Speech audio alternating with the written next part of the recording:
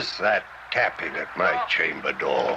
Oh, you know, just another friend scaring you with another episode of the Top 10 Favorite and from what I believe are the best performances by some of the greatest actors in all of cinema.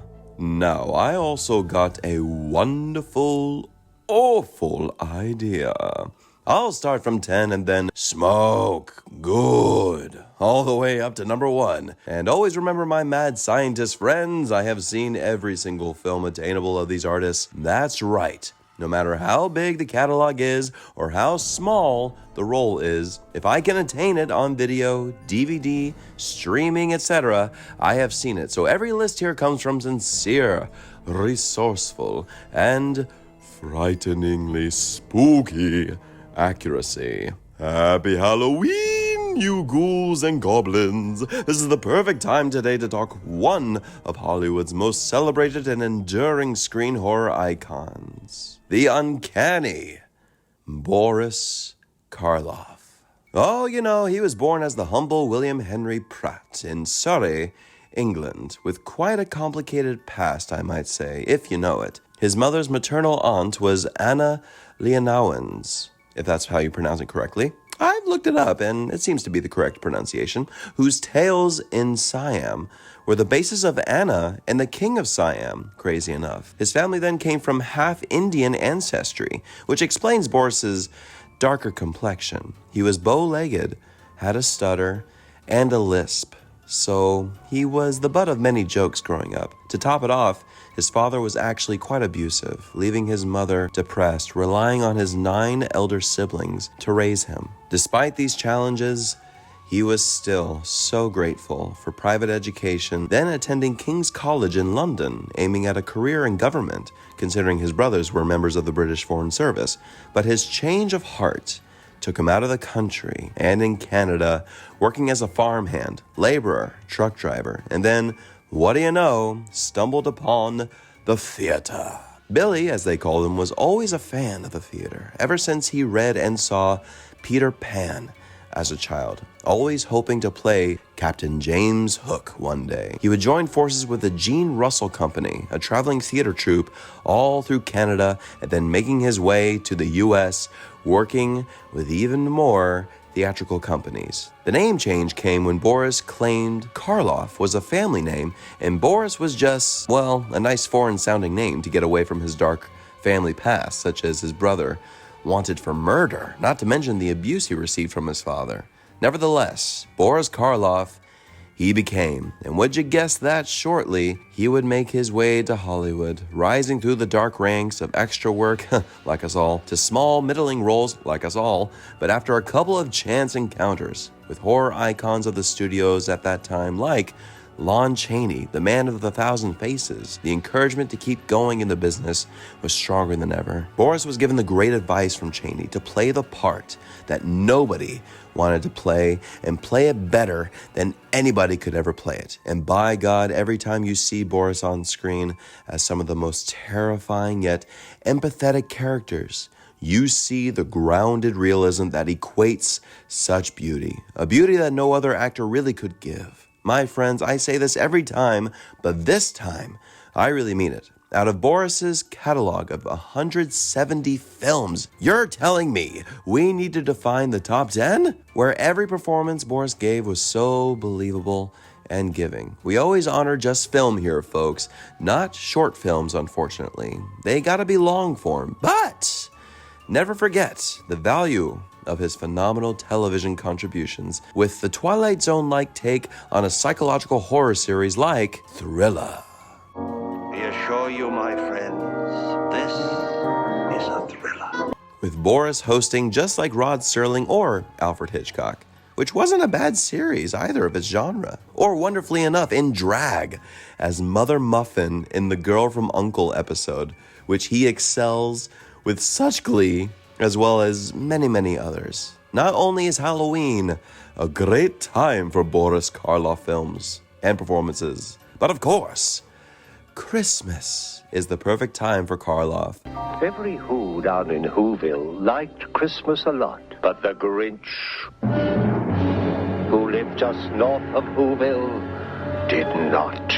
For his beautiful and warm-hearted voice brought the magic of Dr. Seuss's How the Grinch Stole Christmas to life for television in the short animated film that children like myself watched every single year growing up. Dr. Seuss was actually apprehensive of hiring Boris for the voice of the narrator as well as the Grinch, fearing he would make the Grinch too scary. Boris gives the Grinch the perfect amount of menace to entice and excite children of all ages and move us all as a narrator like being tucked into bed like Cindy Lou Who. For his brilliant work in How the Grinch Stole Christmas, he earned a Grammy for Best Children's Recording after receiving another nomination the year before for Best Children's Recording on The Cat Who Walked by Herself. The brilliant thing about Karloff is how amazingly humble he was, and so grateful to get work. With a career spanning 5 decades ranging from not just horror, but to slapstick comedy, he has been a household name for classic film lovers around the world. So let's get scaring. Let's have a smoke. Turn off your lights, close your windows, and even if the wind should rise, relax if you can. That's right, Boris. Here are the top 10 best performances of the hero of horror, the gentle monster, the uncanny Boris Karloff. Now, starting off at number 10, Isle of the Dead. One hell of a great film in the Val Lewton series of masterworks with a modest budget, revitalizing Boris's career in the humble year of 1945, giving such a simple and gripping performance as a Greek general who comes to a suspicious island to see the grave of his wife with the backdrop of the Balkan Wars of 1912, coming to find a whole ensemble quarantined because of a plague, on top of the fact that there may be a demonic presence on the island, robbing graves and murdering people called the Vorvalaka. Directed by Mark Robeson, part of Val Lewton's company, the film isn't widely regarded as one of the best in Val Lewton's series, however I disagree, even though Martin Scorsese rates it as one of his 11 scariest horror films of all time, and with the added power of Boris in the lead role, there is much depth involved in the famous painting-inspired film. And just seeing Boris navigate through all the haunting imagery is everything you wish to see. Thank goodness Boris made it through his back operation, which actually shut down production for a while, and Karloff and Newton made another film together before this was even released, which we will talk about that other film a little later. Number 9, The Black Cat.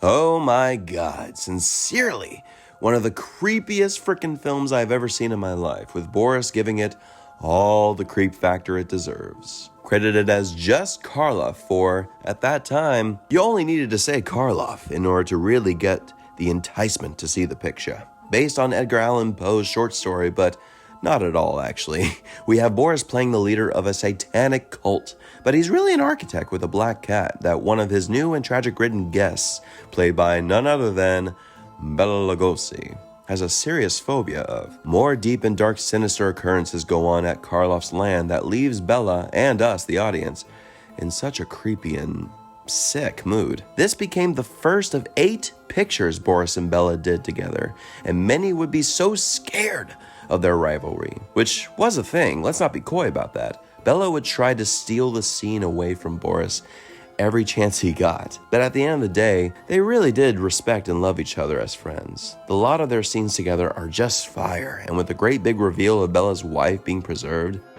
Is she not beautiful? I wanted to have her beauty always. And then the scene of Bella, spoiler alert, skinning Boris alive, which always freaked me the hell out. That's what I'm going to do to you now. Tear the skin from your body. Slowly. Bit by bit. How does it feel to hang on your own embalming rack? I tell you, Boris gives the film such a brevity to it that it still remains on many horror magazines and critic circles as one of the greatest horror films of all time. I say thanks to Boris for that.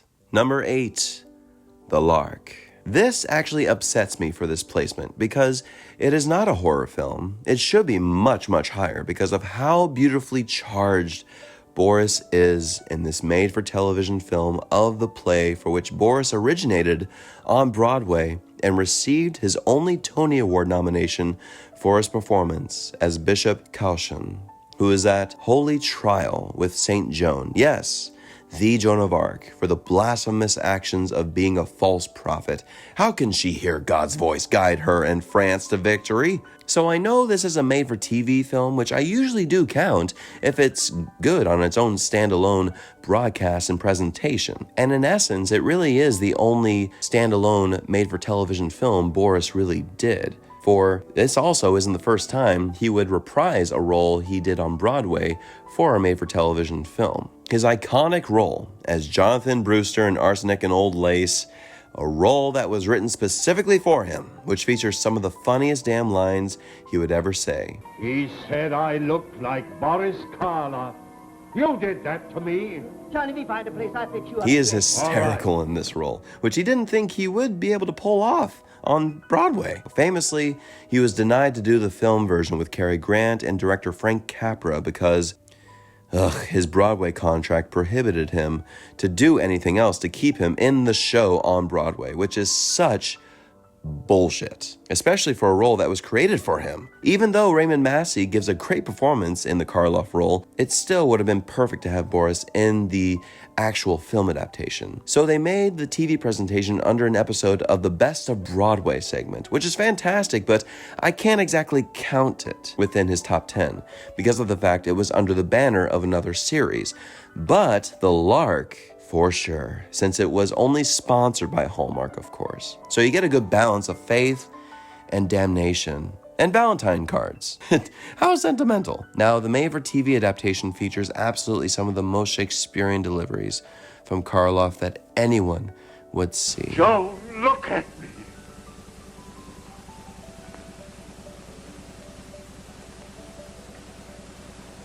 I am an old man. I have killed people in the defense of my beliefs. I am so close to death myself. I do not wish to kill again. I do not wish to kill a little girl. Be kind. Help me to save you. His chemistry with the brilliant Julie Harris, recreating her Tony Award-winning role as Joan, is gripping and goes to show even a legend of the beginning of cinema can still stay strong and relevant in these modern times of the late 50s. His power speaks to generations, especially in this powerful example of grace and faithful humanity. Number 7, The Mummy. I know this placement must be massively shocking, just as seeing Boris wrapped up head to toe as a mummy. However, it goes to show again how brilliant the man was. More than that, how fierce, brave, and damn professional he was with enduring the 8-hour makeup good old makeup artist Jack Pierce put on him, which is excruciating to take off, and even harder for him to speak. Bonus part was there was no fly made for him for this costume to even use the bathroom. As an actor, I believe wholeheartedly Karloff used all this pain and prep as fuel for his performance, which clearly shows. He was already starting to become a big name in horror at this point with Universal, that Carl Laemmle showcased his name as Karloff the Uncanny. Karloff really does haunt you as the begrudging and yearning Imhotep. We Egyptians are not permitted to dig up our ancient dead. The Egyptian high priest mummy who is resurrected and seeks out to find his beloved Anaxamun, reincarnated in the modern world. Every piece of movement and look from Karloff is iconic as it says more than 1,000 words. His performance speaks for the ages, earning Universal another phenomenal and memorable, quote-unquote, monster horror fans will never forget. Number 6, The Criminal Code. How I personally wish this was actually much higher. Honestly, for Boris gives a performance that knocks down the prison walls that surrounds him and his cellmates in one of the greatest prison movies ever made. This would be Boris's big breakout role, surprisingly, before really hitting the big time just 1 year later. And a hell of a role it is for him, playing a Ned Galloway, a fellow cellmate of Robert Graham, played by Phillips Holmes, who has a deep vendetta against one of the prison captains, Jennings, for ratting on him for having a beer while on parole. But then Galloway has another vendetta against a stool pigeon, and Graham finds out about the heinous murder Galloway commits on the stoolie. So Graham has to figure, can he tell the truth to grant him a better remaining sentence, or honor the criminal code by not squealing? Director Howard Hawks recognized immediately the power of Boris just from his face after he saw Boris play the role on stage, saying he had a face for the screen, a leading man face, and without a doubt, Boris must have been extremely grateful to be granted more screen time. And thank God he was given it, for Boris owns every scene he's in, dominating with extreme menace and power. Well, the guy that squealed is in here too.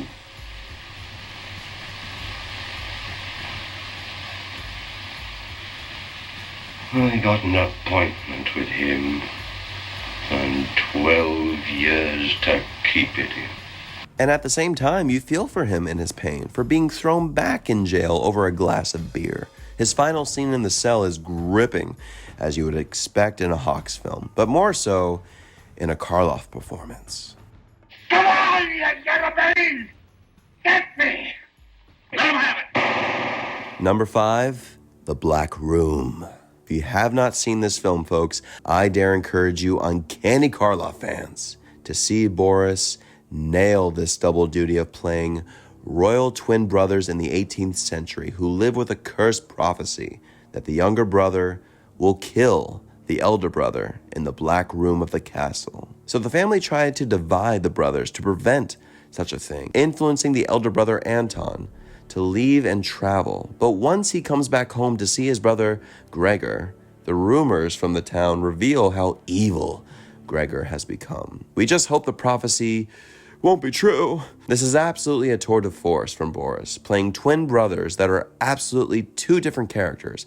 Anton being such a kind, giving, gentlemanly progressor of a man, and Gregor really embodying horror. But what's great is that it really is not as camp as you would expect. Boris gives both brothers such a dimension and humanity that you believe wholeheartedly these men are really real breathing barons. One wanting to help his brother and the other selfishly ruling the land and destroying it. Spoilers for this one, when an evil deed is done and Gregor tries to impersonate his brother with his cleft hand, and suddenly when the jig is up, God, his transformation is masterful.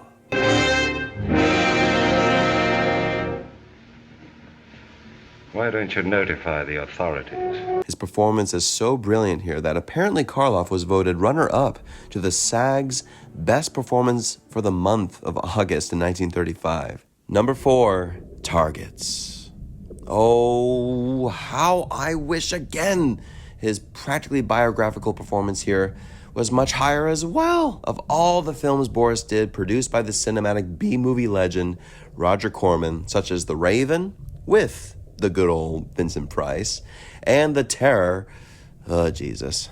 This gripping indie directed by one of my personal favorites, Peter Bogdanovich, is by far the best. If you've watched my top 10 video on Bogdanovich, you already know how much I just love the foundational story of how this film came to be. With Peter and his wife Polly scratching their heads how to use the 20 minutes of extra footage from The Terror, with Boris to make a full feature, with Boris only being contracted for 2 more filming days. Knowing that The Terror is without a doubt a dreadful piece of shiza, Peter devised the idea that Boris plays a famous yet fading horror actor whose star power is fading, considering that the gothic horror he made famous was not real horror anymore. The real horror is what is happening in the real world. You know what they call my films today? Camp. High camp. Wait a minute, I want to show you something. My kind of horror isn't horror anymore. There we are. Look at that. No one's afraid of a painted monster. Such as the second plot point of A Killer Sniper, played by Tim O'Kelly, and how the two stories will collide in the end. That man has a rifle. Boris is truly incredible, of course. Like I said, basically playing himself. But yet, it's really a heightened and Shakespearean take on himself as he considers retiring, reliving fond memories watching his old performances, one of which is actually the criminal code. Peter even says it. Hey! The criminal code! Possibly the best display is that momentous monologue Boris gave, which is W. Somerset Maugham's short story, The Appointment in Samara. And she looked at me and made a threatening gesture. Oh, master, please lend me your horse that I may ride away from this city and escape my fate. It's so powerful, especially with the trust that Peter had in starting the camera far away and then slowly zooming in as the story builds and builds. After Boris finishes the haunting story, in one take, mind you, he received such a standing ovation from the cast and crew because he defined everything an elderly legendary icon would be. So professional, classy, and full of humble power. You can't necessarily tell that Boris was suffering through filming, health-wise, between his emphysema, his rheumatoid arthritis, poor thing, wheelchair-bound with an oxygen mask in between takes. But once Peter yelled, "Ready, action," how Boris' artistic blood just shot right up into character. Being the utmost professional, he carried on with a gigantic smile right on his face. It has been known quite a bit that Boris often considered this film his last and finest film/performance, even though he made more films after this, and to his daughter Sarah, this is her favorite performance from her father. It's a film that legendary icons like himself should definitely take a bow with, for it retains Boris' great strength and gift as an actor. Number 3, The Body Snatcher. My word, folks, I know for a fact Boris' captivating and ingenious performance as Cabby John Gray should be much higher, even here. Mr. Gray? That's right. Captain Gray. For some, it is his best performance on film, which, hey, I can't argue too much at all. Technically the second film out of 3 of his Val Lewton collaborations, which Boris had said revived his soul for acting, rescued him from the dead, so to speak. For around this time, Boris was sincerely fading, feeling drained from Universal after doing House of Frankenstein, playing the Doctor this time. So after meeting Val Lewton, reading the treatment of Robert Louis Stevenson's short story, The Body Snatcher, which was in part based on the real-life Burke and Hare murders, he was more than delighted to bring menacing life to the character of John Gray, who was just so viciously chilling. And yes, indeed, Boris just relishes the role with intelligence and cunningness.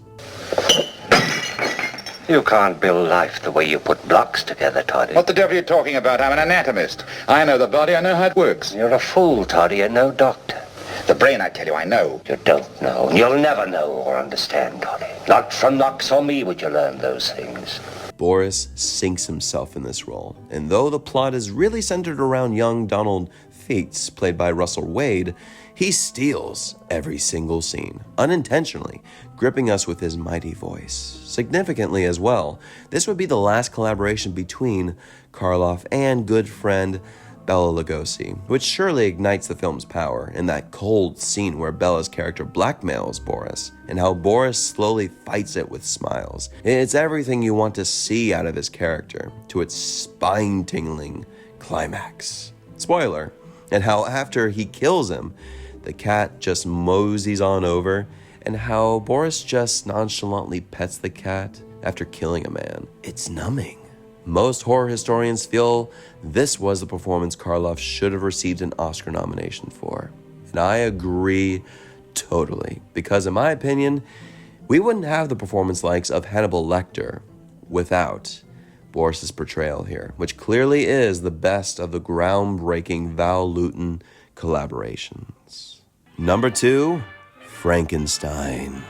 Yes. Utterly shocking, isn't it? Considering, yes, Karloff's performance in Universal's iconic monster movie was indeed his big breakout, being his 82nd film, and considered by most his very best. And hey, you know, It's not like I disagree. Wait until you see number 1. Boris, who is classically credited as a question mark as Frankenstein's monster, not Frankenstein. I'm sorry, but how in the hell can people screw that up? He's Frankenstein's monster, not Frankenstein himself. Know the story, that's all I ask. Anyway, Boris is divinely masterful as the misunderstood creature. Yes, misunderstood.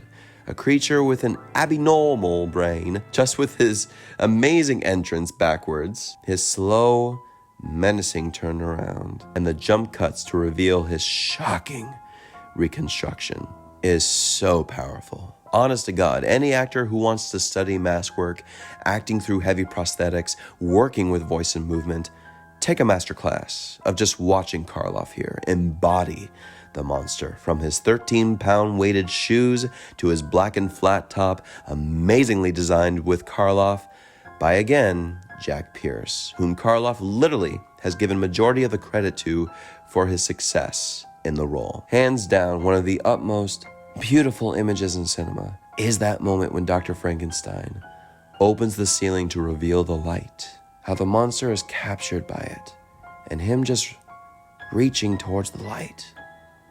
It's genuinely so moving and beautiful, and we see it all in Boris's sunken eyes through all that makeup, which took 4 hours to apply every day. We especially see that joy in his eyes when he meets poor little Maria.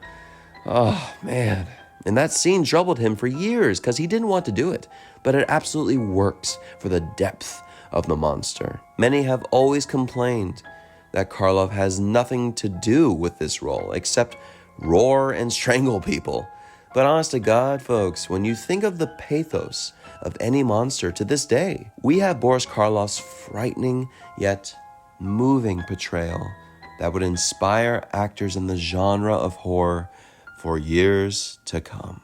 And now, you ghouls and goblins, here are some honorable mentions. Black Sabbath. And now a few words about vampires. Ooh, do tell, Boris, for his performance as Gorka, the Verdelek, out of the 3-story anthology film directed by the Italian horror master Mario Bava, is so chilling for words. That sequence when you think he's right behind you while sleeping, and then you look, he's gone. But then you look over to the window, holy cripes! But he commands the stage with such fervor that you wish he was in all the stories. Even though he does introduce each one, Boris often said this was some of the most fun he ever had on a film set. And that's saying something, especially with his performance being the only vampire he's ever played on film. Beldum, the third and final film Boris made with producer Val Lewton, once again, directed by Mark Robeson, who directed him masterfully in Isle of the Dead. Based on A Rake's Progress, Boris again is hauntingly chilling as the master of the asylum, Beldum, who has Nell Bowen, who just wants to make a progressive change to the asylum's operations, committed because of her cruel and selfish ways. Boris worked very hard to make the asylum this way, which is very monstrous and fatal, so no changes, please. But pretty soon, the so-called lunatics start to take over the asylum. It is indeed very morbid and sad, really, but Boris makes it even colder with his brave contribution in what were the great Val Lewton films. The Mask of Fu Manchu. Okay, let it be known, this film, on all accounts, is extremely racist and just plain wrong, man. These were the classic days of Yellowface. You know they were, and Boris, without a doubt, was iconic for portraying Asian characters, just like the Mr. Wong series, which he is great, and then there's West of Shanghai, where he's hysterical. But The Mask of Fu Manchu is really on a heightened level of that nature, considering its absolutely sadistic actions and how Boris just relishes in it. Is maddeningly humorous. Boris and co-star Myrna Loy agreed to play their roles with such subtle tongue-in-cheek, which is blatantly obvious, because they knew that's the only way to make this film any sort of enjoyable. Boris made the character so memorable that it has been carried on in future films like The Face of Fu Manchu, with his good horror icon friend Christopher Lee playing that role. Despite the craziness of this film, Boris makes it an iconic performance for cinematic history.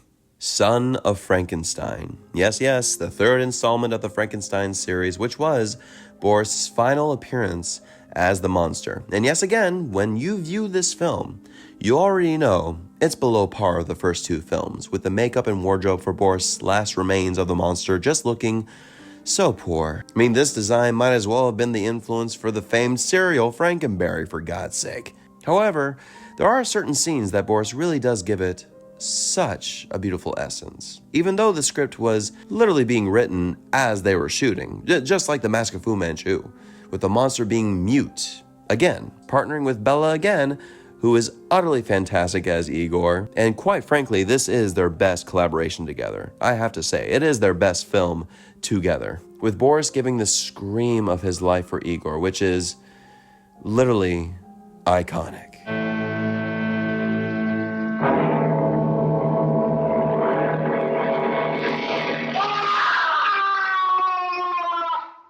Plus, the beautiful scenes between he and Basil Rathbone in one of their many films together are quite powerful. And positively enough, Boris became a father during post-production of this, so that always remains a memorable film in the repertoire for that special reason. The Haunted Strangler, or also known as Stranglehold, which I know this must be a surprise, but let me tell you something, folks. Boris' performance here is astounding considering his poor health at the time of filming again, which he was 71 and suffering from his horrible back pains and emphysema. And yet he plays an investigative writer who seeks to find the real Haymarket Strangler, but becomes possessed by the killer's spirit and becomes the Strangler himself. His characterization of both the writer and the Strangler is again fantastic bodywork. With just a little removal of his actual dentures, Boris still gives us a good fright. This is technically his best chance of a Dr. Jekyll and Mr. Hyde here, even though he played Dr. Jekyll with Abbott and Costello meets Dr. Jekyll and Mr. Hyde, the first of two films Boris did with Abbott and Costello. But it doesn't even count because Boris clearly didn't play Mr. Hyde in that one. But I digress. Boris showcases, even through a flimsy script with ridiculous plot points, how he can still turn in a passionate and grounded portrayal that can still scare the pants off of you. Number 1. Bride of Frankenstein. Yes, Dr. Pretorius said the thing. It is without a doubt not only the best film in the whole Frankenstein series / canon, but the greatest example, the greatest performance of the monster ever featured on film, which this sequel takes more of from Mary Shelley's novel. Obviously not everything, and not so specifically, but the expansion of the monster talking, which was huge for audiences then. After the original Frankenstein was such a huge hit, and Karloff and director James Whale had a big falling out while making Frankenstein, even torturing Boris by making him carry Colin Clive's body up and down, which resulted in Boris's long-term back pain and arthritis, to then making The Old Dark House together, which is a good film, and Boris is great in that despite he really has nothing to do, except grunt and kill people. They reunite again here for the story and progression of the monster. It is some of the most beautiful work you would ever see. Boris Karloff just embodies the monster through and through by really giving him a heart. What the monster lacks so much in a brain, sadly, he really makes it up in heart, and Boris just wears it on his sleeve. The clear case in point is the greatest sequence in the whole film, in my opinion. It is when he meets the blind hermit. Anyone who is anyone should be in tears during this scene, when the hermit prays and thanks God for finally giving him a friend, and how the monster responds to it.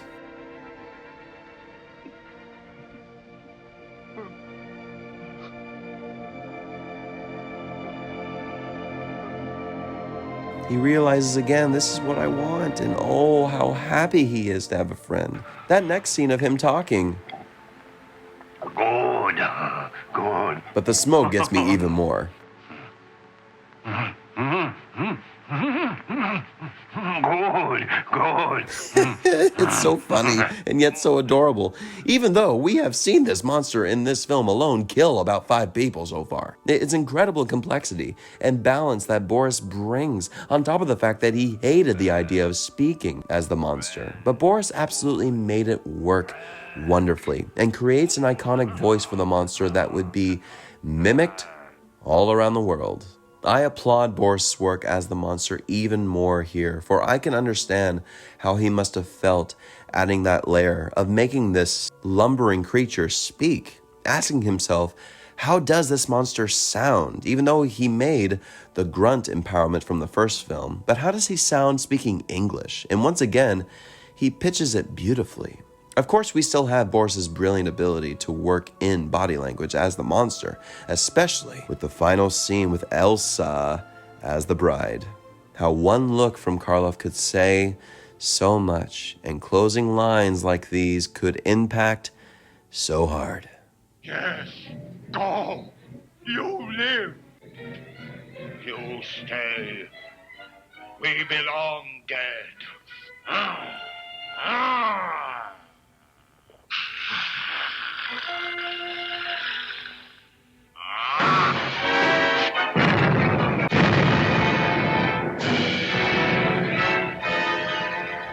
To audiences around the world, Karloff will always be known as Frankenstein's monster. I mean, it clearly is his most iconic role, but hopefully this top 10 has helped somebody see the vastness and capacity of Boris Karloff's iconic work as an actor, which is amazing how his big break in Hollywood, again, didn't come until he was 44 years old with Frankenstein. His legacy as one of cinema's greatest horror icons results in millions of tattoos of his likeness as Frankenstein's monster, the mummy, among his countless others, a historical kooky song perfect for Halloween by Boris Pickett with The Monster Mash. Some of the greatest commercials from A1 steak sauce to coffee. Butternut coffee, regular and instant, rich but never bitter. And obviously, the inspiration to countless horror-like characters everywhere, one of which even includes Marvel's Incredible Hulk. One of the greatest achievements he ever had was being one of the founding members of the Screen Actors Guild. The Screen Actors Guild, fighting for the best protection of us actors all around. Though his personal life was certainly not perfect with his multiple marriages and divorces, he still remained a loving father, a first-class human being who was always so grateful for his career, even as a horror film actor. As shown on his episode, unbeknownst to him, on This Is Your Life, he was incredibly giving, charitable, and selfless in helping others. As a fellow artist myself and as a sincere fan of all monster movie actors such as Bella, Lon Chaney Sr. and Jr., Boris Karloff shines on this Halloween with class, passion, and thrillingly frightening power. Tell me, do you agree with my picks? What are your favorite performances by the uncanny and ever so brilliantly spooky Boris Karloff? List and comment galore. I love all the comments. If you like this, please click like, subscribe, and stay tuned for more top 10s before the end of the year, as well as spooky Halloween special reviews. In the meantime, folks, thank you so very much for watching. Have a happy Halloween. You'll believe in curses as sure as my name is Boris Karloff.